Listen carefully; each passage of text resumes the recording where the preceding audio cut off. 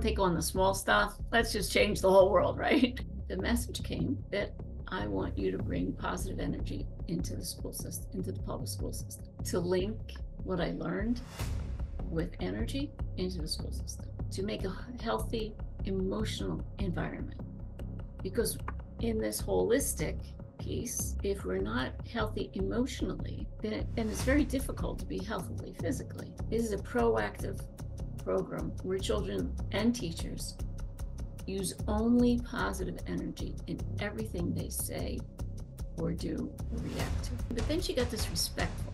I don't do disrespect. I will allow you to go to school Monday and Tuesday. Wednesday, you will die.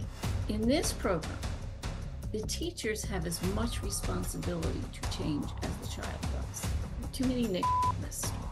I always tell people, because of my experiences, that beatcancer.org is the best place to donate money. Welcome to today's episode of the Health King's Court. As a reminder, everything that you hear is for entertainment purposes only. Today's guest is a longtime friend of the charity organization that I am involved with, beatcancer.org. She knew our founder, Susan, many years ago and received personal assistance in her health and her husband's health with great results. So she's back now to take our Holistic Cancer Coach certification program so she can go on and help others that have cancer.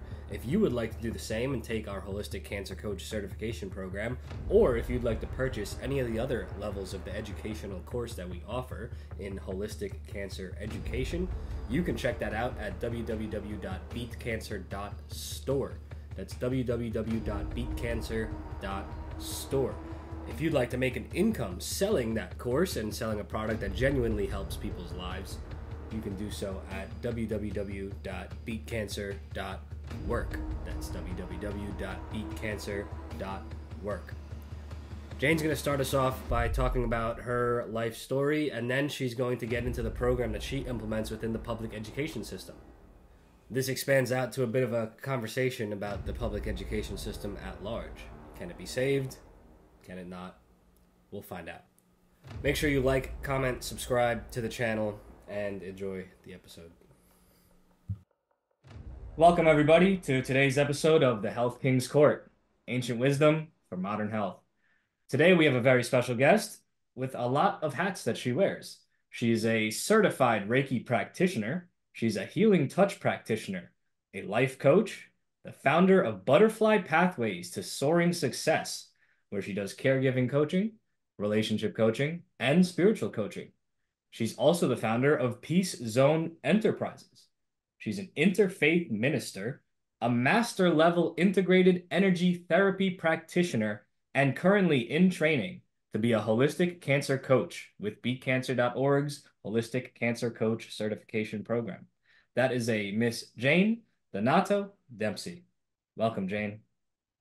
Thank you, Zachariah. I am so excited to be here. Very excited to have you. So, Jayne, there's a lot that we can go into regarding your experiences and regarding what you're up to now. What's your favorite? What should we touch upon first? Should we talk about the coaching? Should we talk about the Reiki? Should we talk about interfaith and ministry? What really gets you fired up? Well, I think what gets me fired up inside is that I feel I have a mission to help people. And sometimes I don't know which direction that's going to go in. And I do feel spirituality is a part of life. And I feel guided that I'm supposed to go different places at different times. However, it's also very important to keep balance and values where they need to be. For instance, my husband right now has had 4 strokes, 2 heart attacks, and he was diagnosed with chronic myelogenous leukemia in 2013. My first job is to be his caregiver. If I go out and save the world and don't take care of him, it doesn't make any sense. But I think I would like to start with a little bit of background of how I came to my business that I recently started, Butterfly Pathways to Soaring Success, because that has a lot to do with beatcancer.org, and it has a lot to do with the whole progression. As crazy as this is, and I really think there should be a law against it, but God hasn't told me. Michael's form of leukemia is rare, and it's chronic myelogenous leukemia. And my previous husband died of the same rare form of leukemia. And then I said to God, did I miss a meeting? I mean, what's going on? But the reality is, it is what it is. Stephen was sick in 1981. At that time, I got involved with Susan Silverstein from 1981. So I've been involved in learning from her so many things that I incorporate right now. So Susan was not only able to help us emotionally with new lifestyle and diet, but also referred us to a brilliant man in Canada called Dr. Leo Roy. Unfortunately, when we started, he had already gone acute, and he died about a year and a half later. And then in 2013, I came back and said, "Hi, Susan, I'm back." And she lovingly took on herself helping with me with Michael, and we met several times with her over the phone and in person. And sometimes Michael was not ready to listen to the plant-based, dairy-free diet, but as God will get you, we wound up going to an integrative medicine doctor, Dr. Anthony Bazan of Jefferson, that says the same thing. So he had gotten all of the information from Susan and said, "No, I don't want to do that." And then he was with Dr. Bazan and said, "Okay, I might as well give up and do it." So it really worked. But one of the things that has given me the transition to what I'm doing now is that Susan told me how important the caregiver was in the role of the person who has cancer, or doesn't have to be cancer. It's anyone who is ill, whatever that illness is, because the person is sick. I had myself Takotsubo cardiomyopathy, where I was near fatal. It was near fatal in 2018. And I couldn't walk from room to room. Then I knew how Michael felt when he didn't feel good. No, I didn't have the energy to research stuff and be on the phone and try to make food that I should have, or juicing, or whatever that is. You don't have the energy. So I saw the brilliance in that. So I have developed how to be a very effective and successful caregiver, which involves not just relationship with the person and understanding the person, but how to know so much about the disease, so that when I'm speaking with doctors, I'm speaking their lingo. And when every day I take daily notes. You can see this. If I hold this up, can you see that? It's small text, but yeah. It's small text. So this will just give you an idea of the detail that I do for every single day. So when Michael has an appointment, I send this electronically before the appointment, so the doctor can see what happens every day. Or I create charts for them. Like this is a chart now that you have, because he has Cooper doctors and Jefferson doctors, the trends of of some of the C-stat and creatinine are different on each system. Well, that doesn't help us. We need it on one. It's not anywhere. I create it myself. The doctors now know me well and said, "Jayne, what was his weight that day? What was this weight?" Well, now I have it in a concise form.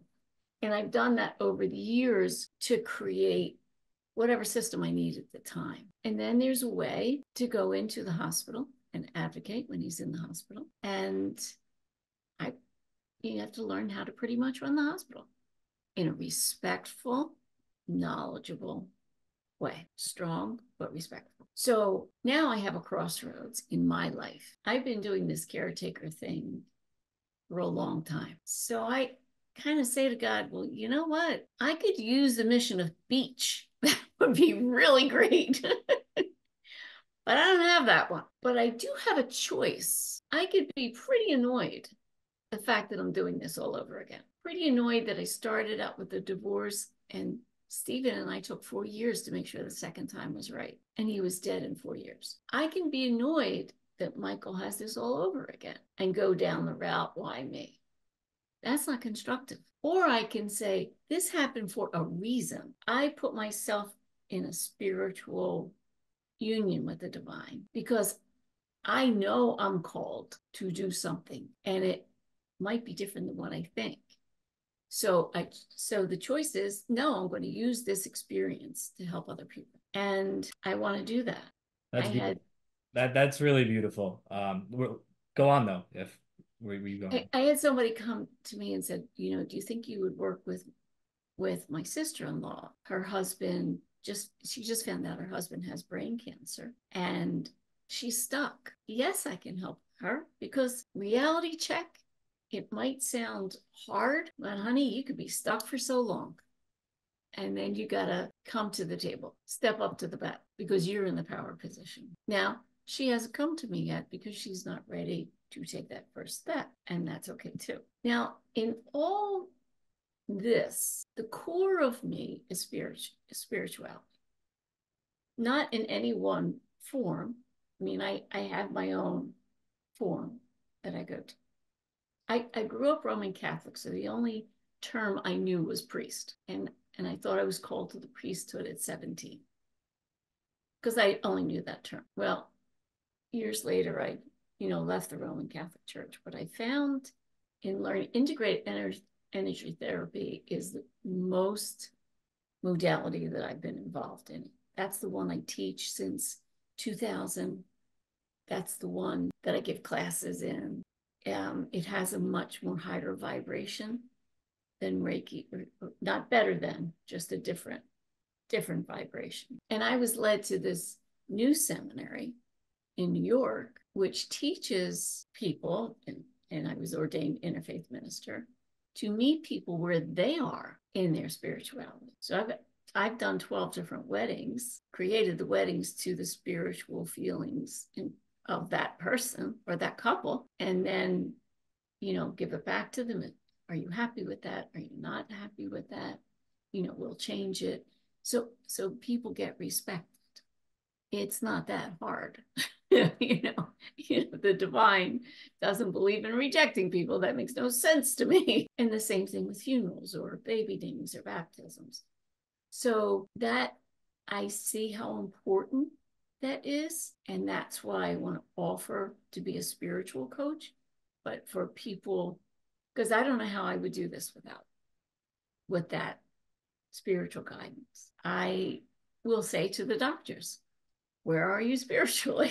They all think I'm crazy. And I will totally admit to being crazy. So, that's okay. Because somebody, and then he said, you mean my religion? That has nothing to do with that. If you somehow have the divine in your pocket, you don't have the ego thing. In any profession, you're able to say, where am I going? I need an idea, and that idea will come. So that whole thing, before the coaching business, in year 2000, I was working in assisted living and left that profession and was lost. And my husband said, you're a born teacher. I said, well, that's nice, but I don't have a teaching certification. My background was in political economy and social sciences because I was going to be a lawyer, until one day I woke up and said, I hate arguing. Why do I want to be a lawyer? But it prepared me for absolutely nothing. So I went into teaching, and the environment was angry, and I was traveling 600 miles a week. And I said, God, you want to give me a clue of why I'm doing this? Because I'm not even doing a good job. And eventually the message came that I want you to bring positive energy into the school system, into the public school system, to link what I learned with energy into the school system, to make a healthy emotional environment.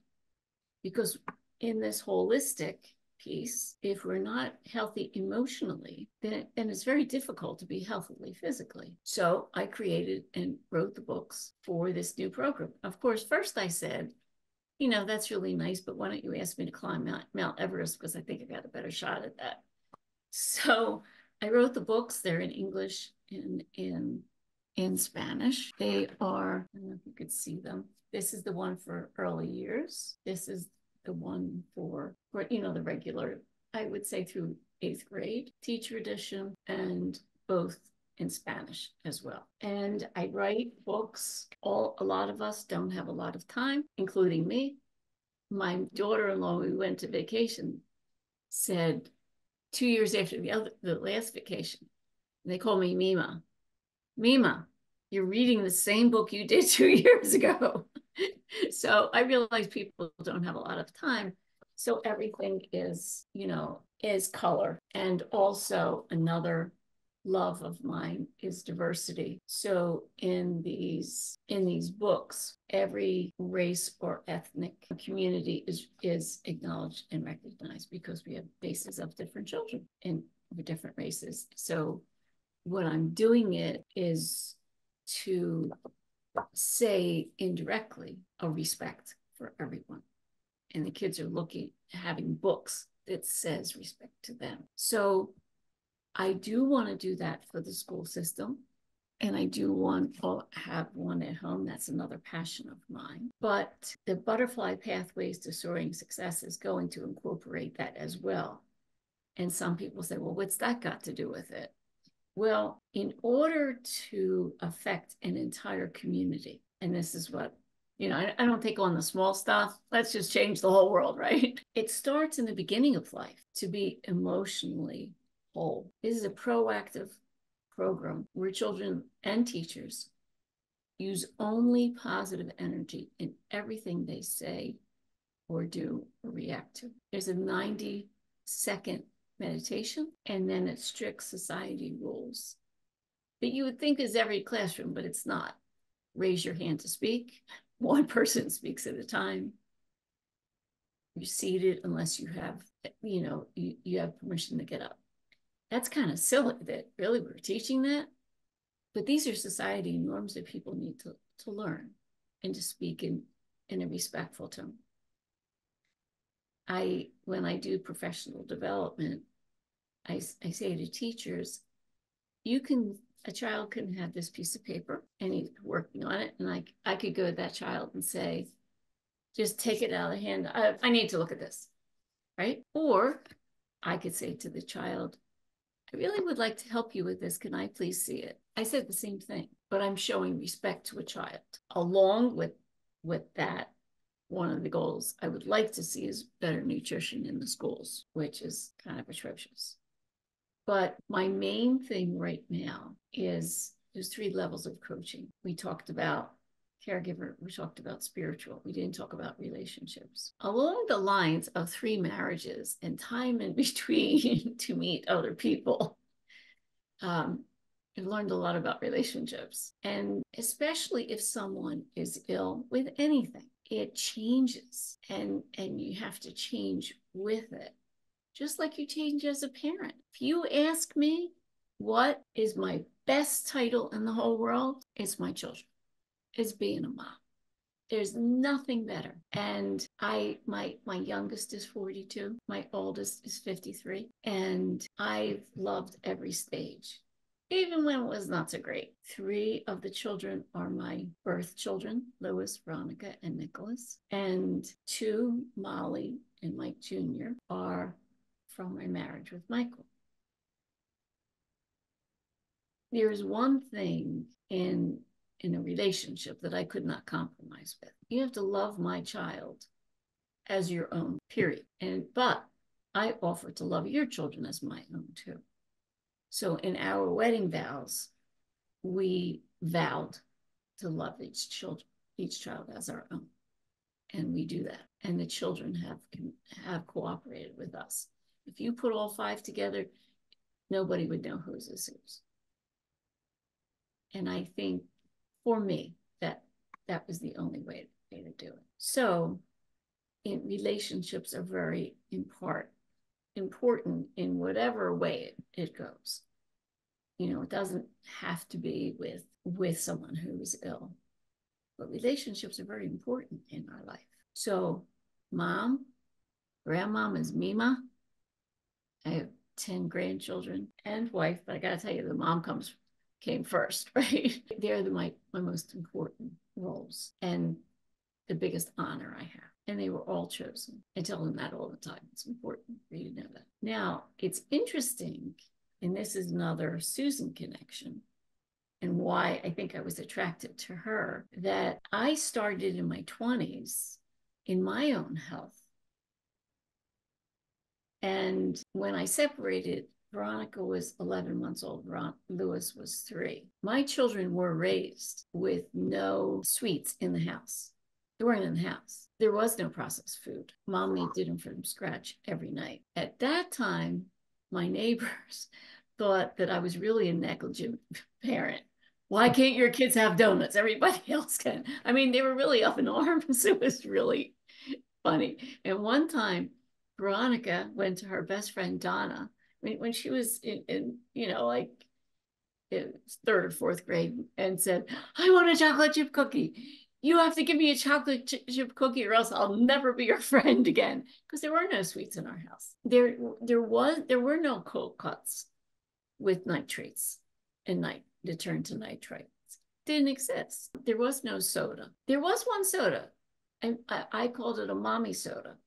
So the mommy soda, which now has become the Mima soda, is sparkling water with 3 different kinds of juices in it. Same idea. Now, in my 20s, I was during the divorce, so I was probably emotionally, it was difficult for me. I was at the point of, if I had something sweet, that I would go on almost a cold sweat, and I couldn't move, but I could hear everything around me. It was a pre-diabetic sign. So I went to the doctor, and he said, "Oh, okay." And this is, as I'm taking the course and listening what Susan says about genetics, this is, this kind of fit right in. But it was part of me before I met Susan. Listen, your father's a diabetic, the doctor said. Your grandparents on both sides are diabetic. So I just want to tell you, you're pre-diabetic and you're going to be a diabetic. And I said, "I don't think so." He said, "Why not?" I said, "Well, there must be something I can do." And he said, "You're not going to do it." And I said, "Well, that's up to me." Sorry. "What is it?" So he was really cocky and very annoyed at me and said, "Stay off sugars for the rest of your life." I went, "Okay." And that was my beginning of learning. And that's when I started to learn more and more. And that's why I raised my children differently. I never got diabetes. To this day, I have low blood sugar that I could handle. More protein, that's no big deal, but I'm not diabetic. So I'm living proof that genetics do not determine your fate. So this whole thing fits. When I met Susan, a lot of things she was saying was part, that, I had the foundation.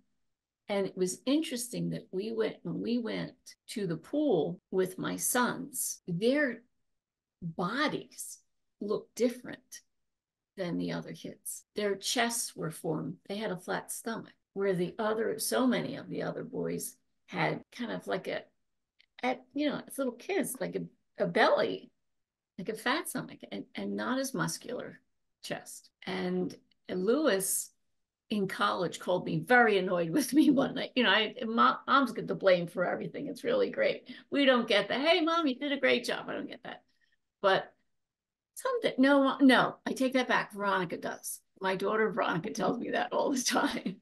But Lewis called me from college, and he said, "Mom, it's all your fault. It's your fault, and I'm really annoyed with this." Okay, which thing is my fault? "Well, I'm at the dorm. Everybody's eating apple pie, and I hate the taste of it because of you." He didn't like the sugary taste because he never had it. I think it was funny. So full circle, as I'm starting this business, and I wanted to get back to, actually, it was I feel it's a hand of God again. I decided, I always tell people, because of my experiences, the beatcancer.org is the best place to donate money to, because I think it does the most for people. my personal. So I just got involved again because I wanted to donate money, and then one thing led to another, and now I'm taking the course, which is phenomenal because it's Susan's voice. It's almost like Susan is pouring out her heart and soul and her brilliant mind. I mean, only hearing Susan is the way to go. I mean, I've taken a lot of courses. I've never experienced a course like this in my life, and I love it. Awesome. We are, of course, so happy to have you. And it's very interesting that you have the experience of being around becancer.org and being around our founder, Susan Silverstein, since the beginning, really. Yes. And you've got to kind of watch what we've grown into, and you can watch as we grow it even further. 2024 has a lot of good things in store for becancer.org. So, Yes, it's amazing. yeah, we're super excited to have you on as a coach. Thank you. Amazing. That's super amazing. And that was a wonderful story. I mean, that was the first question. What do you want to talk about? And we just went for a while, but I wanted to let you go because it was all good stuff. Oh my God. Oh, Where do I thank you. even begin to ask questions about anything you just said? It's I really enjoy a lot of your verbiage and a lot of your emphasis because I think you really hit the mark on a lot of things. The role of a caregiver is so important, and it's something that everybody should work on. Yeah, Everyone should be able to be a caregiver, whether it's a you're a good word. man, whether you're a woman, like Yes, whether anyone, if you care about having relationships in any capacity with the people around you, why would you not equip yourself to take care of them, whatever that means? it's a good And point. that's Yes. exactly why Yeah. I always advocate for self-education and continuing education about health. Because if you don't know health and you don't know how to keep yourself or the people around you healthy, well, what good is anything else in the world? What good is anything else if you don't know how to at least access the proper resources or dig through the real versus the fake information? Because there's a lot of both out there. Yes. Then what Yeah. good is anything else? There's a lot of interesting things you said. Let's talk about the school system because where I'm in Oh, good. agreement with you is that the way that it operates top to bottom is not healthy. Whether it's the food that's served, the structure of the days and the things that are taught and the way that children are treated, not like humans, but like little subservient robots, Yep. being, shoved through the process. Where I'm in disagreements with you, though, and this is an interesting point, is that I don't think it can be saved. I don't think the public education system can actually be changed because I think it's doing exactly what it was designed to do. And that can be quite controversial, but I think it's functioning as intended. And I bring it up because there's a lot of people that go with the big picture. Let's save the world. Let's change this. Let's change that. Let's go into, intercept these things that Yes. are happening and then change them. But why not form your own?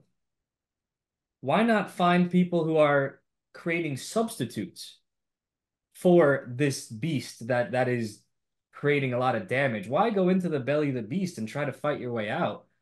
Why not find like-minded individuals that are creating substitutes or create a substitute with them? And from the ground up, now a school system can be designed with health in mind. What do you think about that? Well, I had a principal who talked to me about that, and it could be a part of the charter school idea. Yeah. The problem is that the funding is not the same, and that becomes a problem. And a lot of the time, the regulations are not regulated. Sometimes you need to have some regulations. Hmm. So I'm open to go either way, but I will suggest to you that it can be successful. I'll tell you why. But there's a way it has to be successful.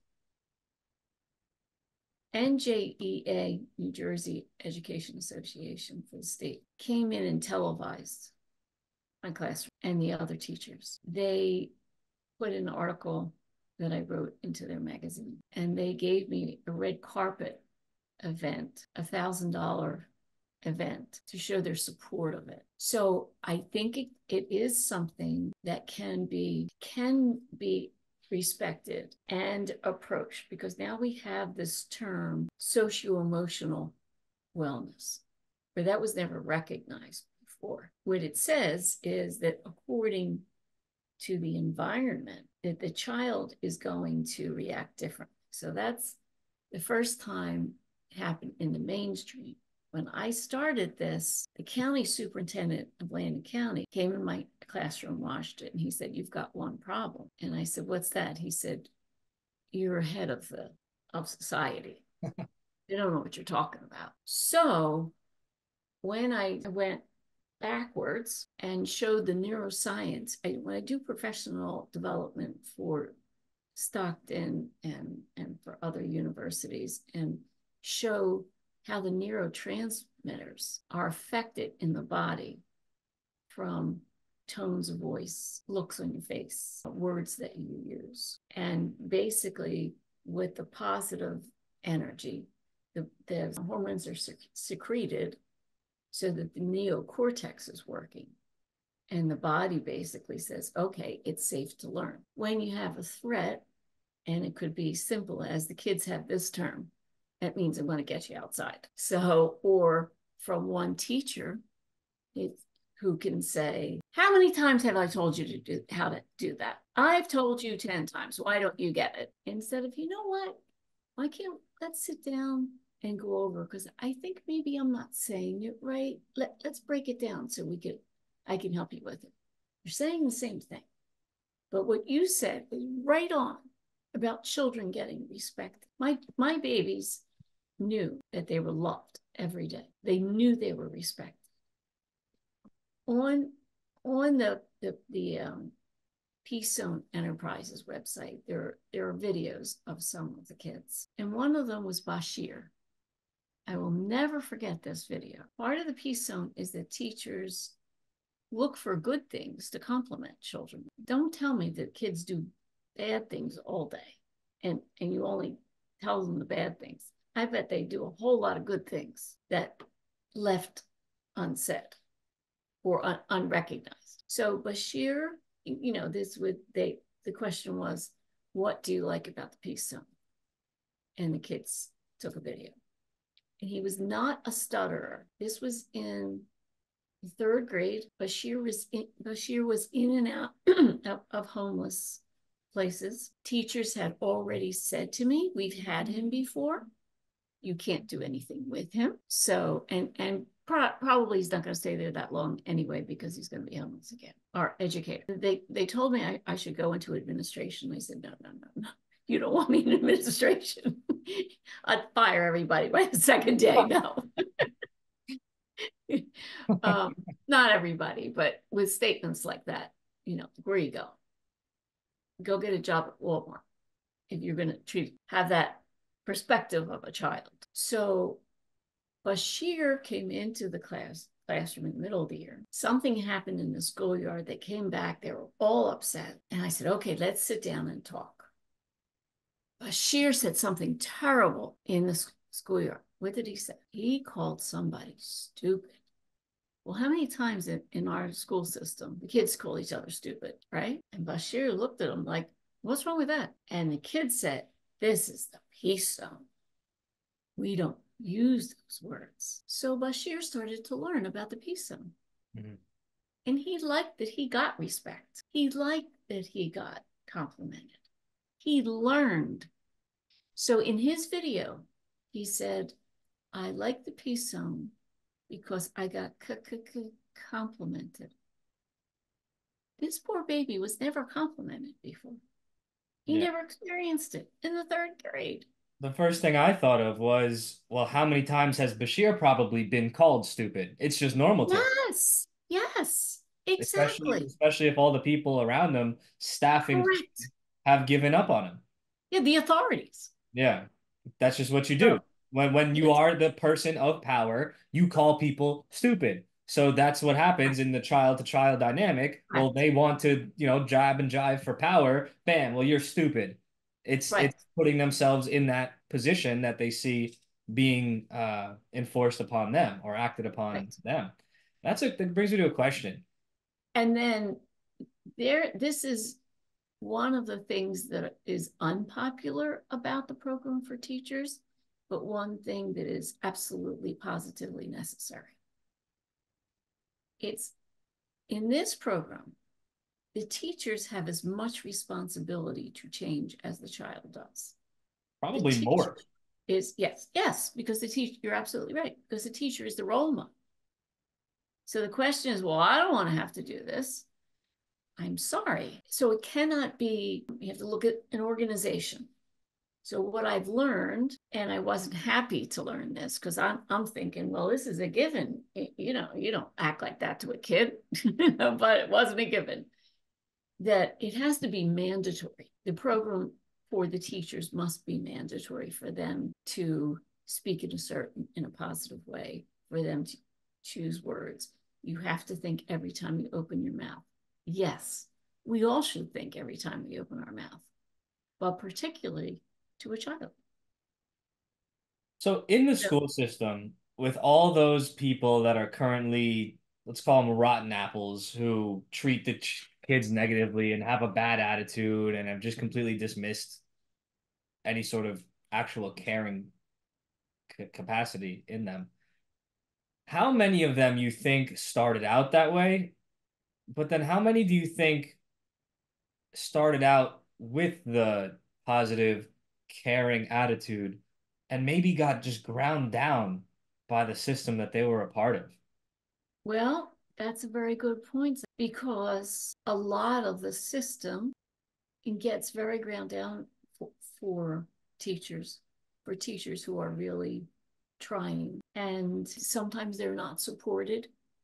Behaviors are allowed to go without consequences. Mhm.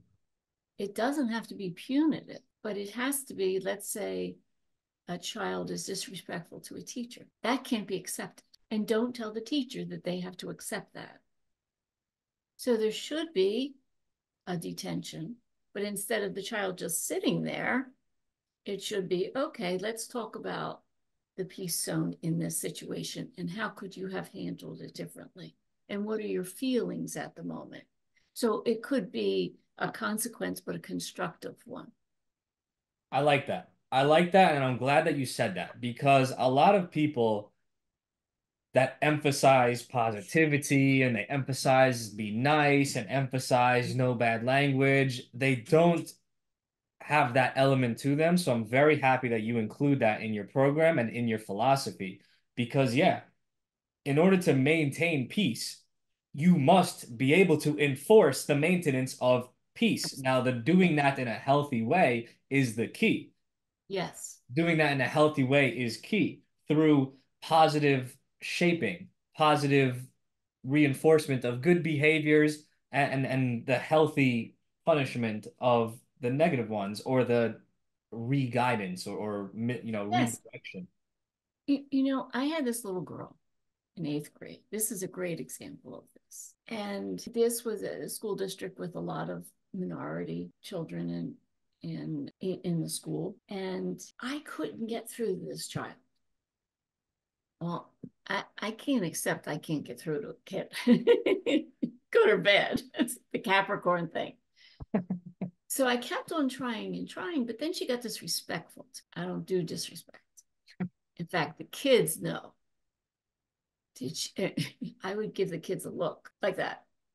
And I got this. If a new kid came in class, another kid would elbow them. She gave you the look. What do you mean? She gave, that's what she does. She gives you the look. She doesn't do disrespect. The kids learned, I don't do disrespect. And that's why the program is a triangle: commitment to positive energy, the meditation, and the strict, it's called win-win peace zone structure. So you have to have all three. I totally agree with you. You must have structure. So this child, so I would have a lunch detention with me to try to create a dialogue. She wouldn't talk to me at all. She wouldn't talk to me. So I couldn't go anywhere, but her behavior continued to the lunch detentions continued, right? Yeah. One day we're sitting there and she said, you know what? Now she was in eighth grade. I was with my aunt, she called her my aunt. And I was only 6, but we were at a store and somebody said, there are too many niggas in this store. My aunt said to her, don't say that in front of my niece. But the woman kept it up and she kept it up. And then my aunt socked her. Now, I got to tell you, part of the Sicilian in me, I'm Italian, said, good for her. But at that moment, I realized that somehow, some way, that child was connecting me with that person who happened to be what. Whether I had the same stature of the person, I don't know. But there's a reason she brought that up. I said, sweetheart, let's go take a walk. For some insane reason, we weren't allowed to call out in our classrooms. Made no sense. We couldn't use our cells and we couldn't call out. So let's put the logic of that aside. So I had to go find an office so I could call.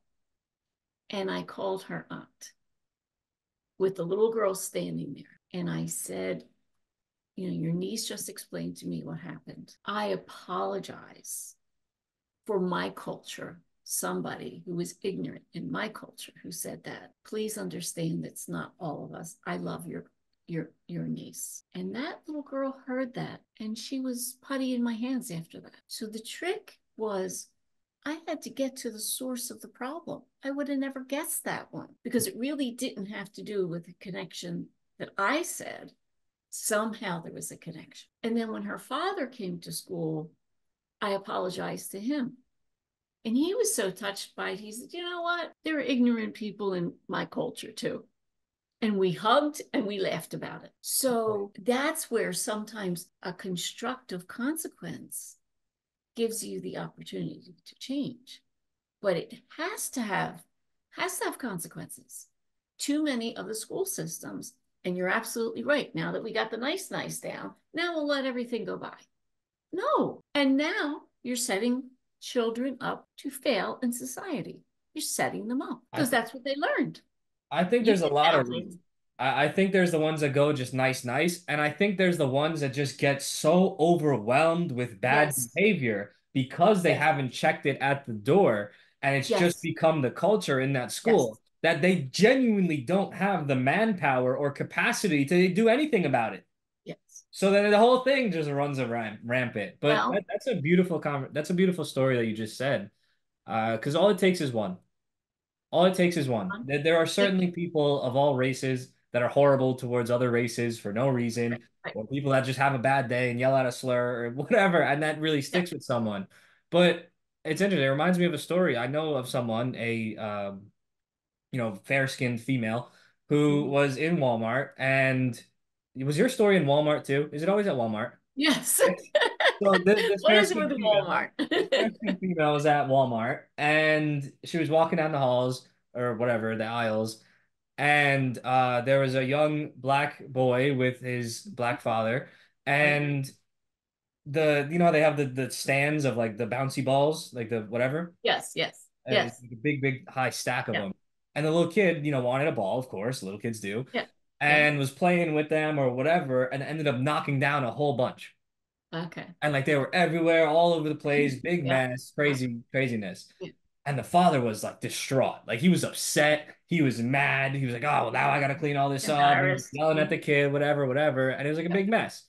Right. And so the girl goes over and just offers to help them and just starts picking up the mess with them and cleaning with Right. them.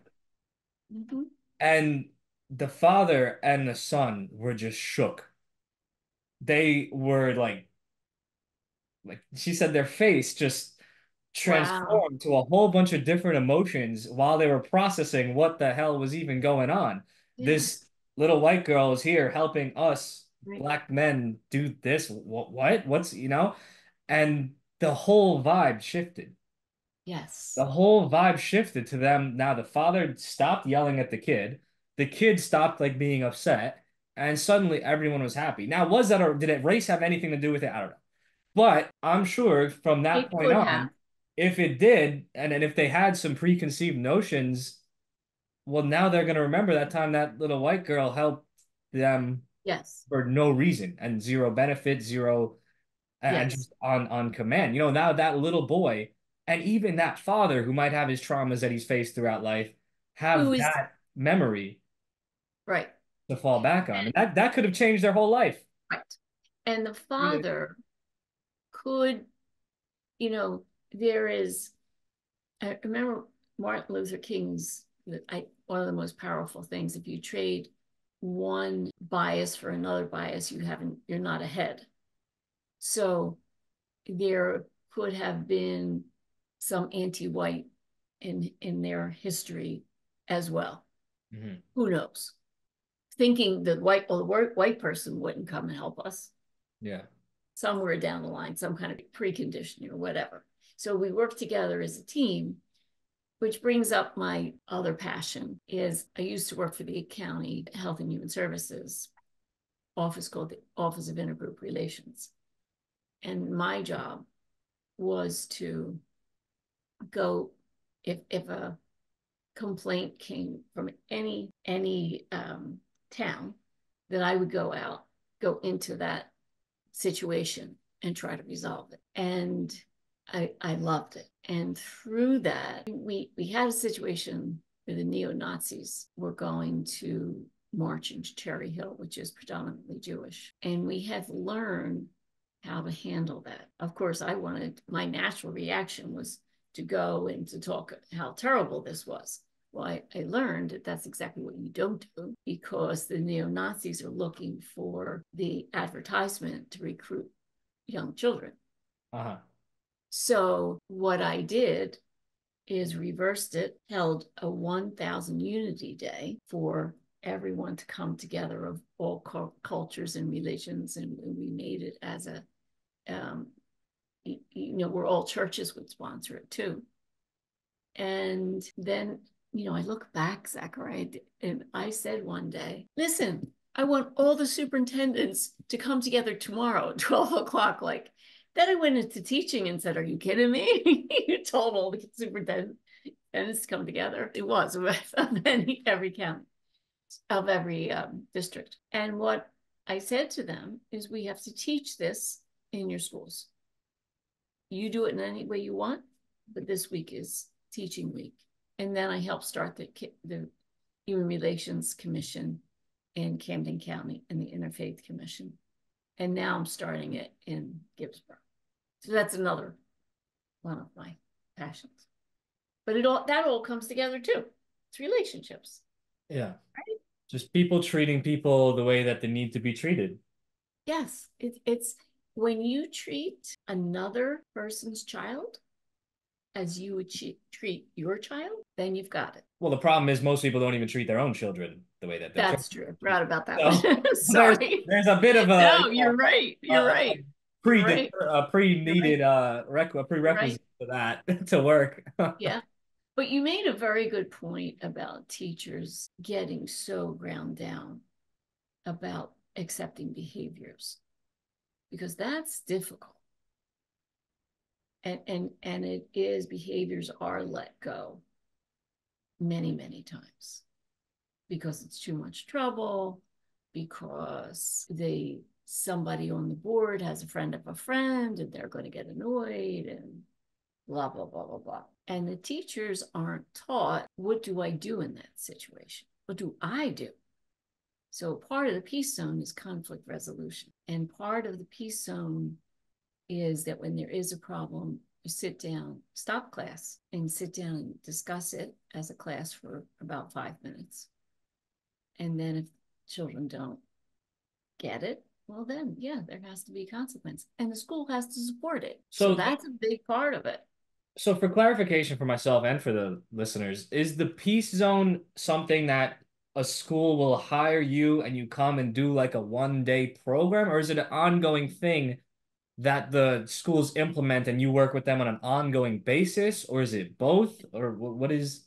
Yeah, so I would come into, having had the experience of doing this, I would like to do it as a whole district, or even if they want to do a pilot school.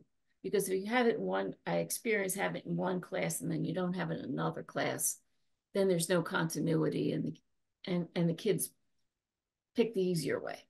You know, it's much easier to fight with somebody than in my class. Oh God, she's going to make us be nice to each other. Well, yeah, and if everyone's not So, playing by the same rules, well, then it's yeah, not. it's much too difficult. So my preference would be to have a district, because then they go from grade to grade doing the same thing. So I would come and do the professional development initially to the administration, then to the teachers. And then it would depend on whether the school wants me to do it with the kids, or if the teachers then does it to the children. It's taught in the beginning of school, but it's implemented every minute, every day in any classroom, because it doesn't matter what classroom you have, whether it's phys ed or an English classroom, you're speaking, you're addressing the children are addressing you, you're acting, you're reacting, you have expressions on your face. You have to have societal rules in that classroom. So maybe the gym rules are, I want you to stay in line until you're allowed to. Well, that's different than you have to sit at your desk unless you have permission to move, but it's the same idea. Mm-hmm. You have the rules. So this has to be implemented every day. And then they would use the books that I have for them. And the new ones are workbooks. But then I would want to come in every 2 to 3 months and be in touch with them in between. How can I help? What are the problems you're seeing? How can I help you get through it? Because it's a lot of change. It's a tremendous amount of change from everyone. And initially, it's a little uncomfortable. Like in 8th grade, the kids would say to me, who respected me, right? Why don't you scream at them? You have to scream at them. Screams aren't heard. I said, no, I don't. So one day, this was kind of funny. The kids weren't listening and I yelled at them and everyone went, oh. I said, this is to show you I can do it. I just choose not to. But ever since then, it was changed. But there was one time, Zachariah, and this is interesting, and this is about the idea of what teachers put up with. I was working with a child who the child study team had been working with. They working with a psychologist for several years. The child was manipulative and a behavior problem, but the parents were not willing to accept that the child had a problem. It was always somebody else's fault. Yep, there's a lot of that. Yes. So, but I have this thing, no child left behind. I'm going to solve the problem, right? Not with no child left behind. That's a whole other thing. Because then the literacy is a big question. But anyway. Well, it's fine. You just change the SAT requirements and the requirements to do anything in life and lower the bar, and then it's fine, right? Other topic. Brian, it makes me crazy. My feeling is you have, by the 3rd grade, you're taking objective tests that you could see where the child's reading level is, right? Not by a subjective, it's not good enough. It has to be on this computer program and you get an objective readout. Okay, my feeling is, and it has not been accepted, and the idea seems crazy, if a child is more than a year behind in grade level, or a year and a half, I'll give it a year and a half, the child must be kept back because the child's not going to catch up. In my last year of teaching 4th, I taught from 3rd to 8th. I started out in middle school. For most of the time, I was middle school. In my classroom, by myself, I had 25 children. One child was reading below 1st grade. Most of the children were reading in 2nd grade. 1 or 2 in 3rd, none in 4th. My job was to get them up to 5th grade. That was not possible. How am I going to do that? How am I going to bring? I tried. But how are you going to bring most of the class from second grade to fifth grade? So by the time they get to high school, they're dropping out because they're lost, because the books are geared on grade level. But I want to tell you this other story, which is very important. I think, and anyway, it was important to me in my career. With this child that we were having a problem. She had an after school detention. Again, the respect thing. I had called the parents so they knew. And I said to her, when you're leaving, I want to walk with you and talk to your parents. So she jumped ahead. And when I got to the car and they had a van and it had dark windows, so I couldn't see who was in the car. The mom said, well, where is my child? I assumed she's in the car. And she said, I'm worried that my child could be hurt. This is a dangerous neighborhood. And I said, well, I'm worried about that most of all, too. But I had carpooled that day with someone who was in a master's program, and she was taking her exam that night. So I couldn't stay. I didn't have my car. Mm-hmm. So I said to her, and she said, it's okay. I'll find her. You go. But all night, I'm worried about the kid. Forget the respect thing. Forget that other thing. So I called home on my cell, and we had no system at school to call from a school line. Mm-hmm. And we had no voicemail for a parent to respond to that, which is a whole other crazy thing, but okay. So I used my own cell. I said, please just call me back and let me know that your child is safe. That's the most important thing I want to know. Yeah. Parent didn't call me back. Child shows up the next day. Thank God. Okay. 2 days later, I get a message on my cell. I will allow you to go to school Monday and Tuesday. Wednesday, you will die. What? It's on my cell. Okay. And my husband, I lived an hour and 15 minutes from there, wanted me to go to the local police. And I said, no, I'm going to respect the system of the school. So I'll go to school. And we had a policeman that was associated with the district, and I'm filing a charge. That's a threat against my life. And this is from the parent of the child that you... No, I'm sorry. No, it was from the child. It's from the child. And the child's how old? I'm sorry? The child is how old? 8th grade. Okay. No, 13, 14. And could have friends. I mean, you can't let this go by. Yeah, yeah. And calling from the home phone, so it was easily tracked to the house. So there's no question of who the child was. Okay. Okay. So I go to school, and vice principal takes care of discipline. He's there, and I bring the policeman in because I say I'm going to file a charge. And the policeman said, listen, these things are never really taken seriously. You're just going to waste your time. The vice principal says, do you really think she's going to do that? I said, now my father was a policeman, so I'm from a policeman's background. So they did not expect this from the sweet peace zone lady. I said, you're not hearing me. I'm not asking you. I'm filing a charge. Okay. Then the principal called a meeting of all the 8th grade teachers, and the parents wanted me fired because I upset their child, even though they admitted the child said this. Okay. Very bizarre. So the and I said, for my safety, I don't want the child in my classroom till this all gets resolved.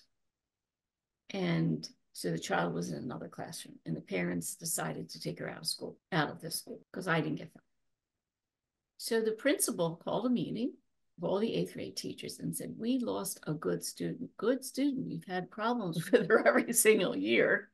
And the psychologist and the social worker wasn't able to do anything. And the teachers, see, here's the thing, because it was so difficult, because the teachers didn't have the support, the teachers gave up and let the kids do whatever they wanted.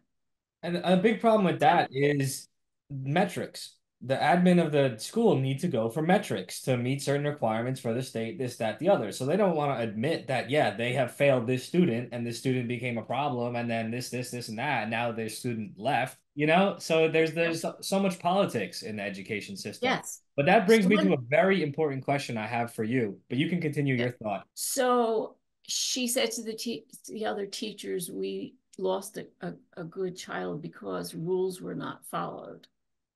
Because I used my cell phone to contact the family for safety, to check on the safety of their child. Hmm. So I went down to her and I said, now I know what a rape victim feels like, and you need to stop. So, and I didn't have the teacher support because they said, this kid's not going to do it. I went to court by myself, no support from the union, no support from the administration. And the judge slapped them with everything. The child had to go to mandatory, she had to visit a morgue, she had to visit a jail, she had to be in counseling. And then the parents whispered, Your Honor, this wasn't nice what my little girl did, but its teacher has to answer to Jesus about how she upset my child. And the judge didn't hear it. I said, Your Honor, could you, I think the parent wants to tell you something. So the mother rejected, said it again.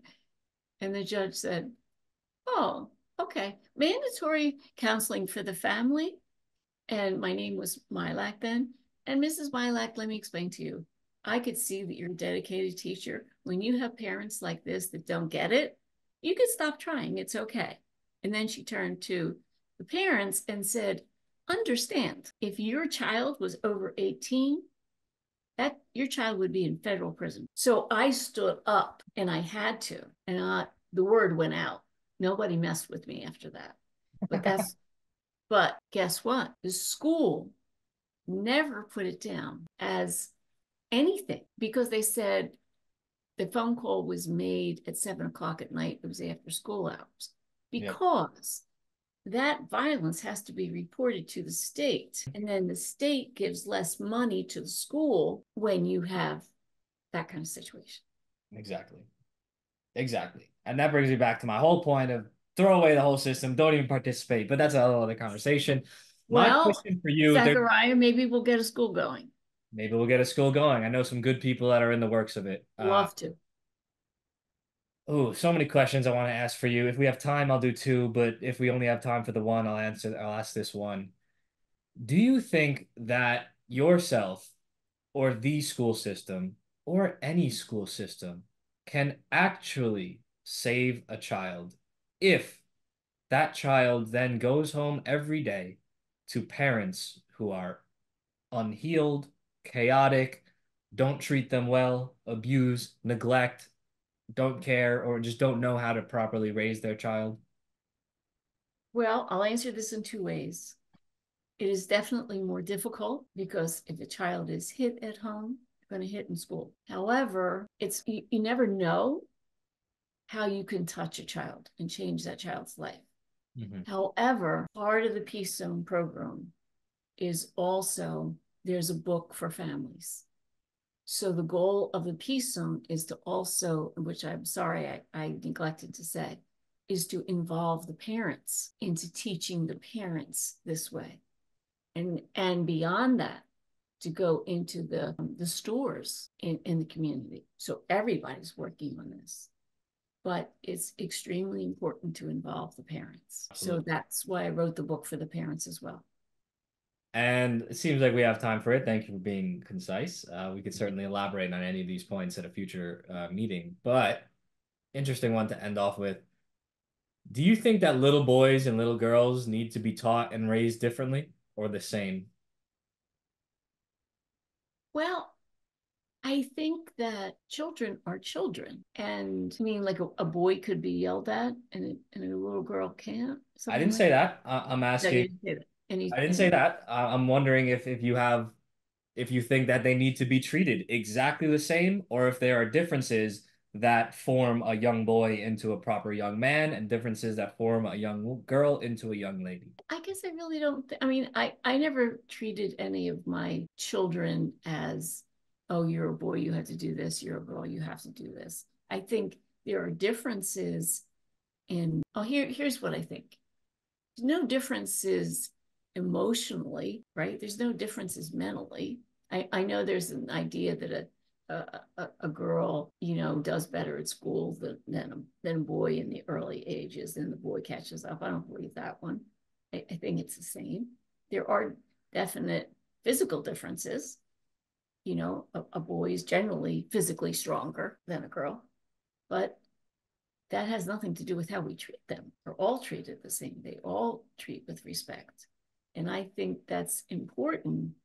No, I think it's vital that that is treated equally from the very beginning, because then you have healthier relationships between males and females, males and other males, females and other females, if everyone is treated with respect and learns to treat others with respect, not certain people.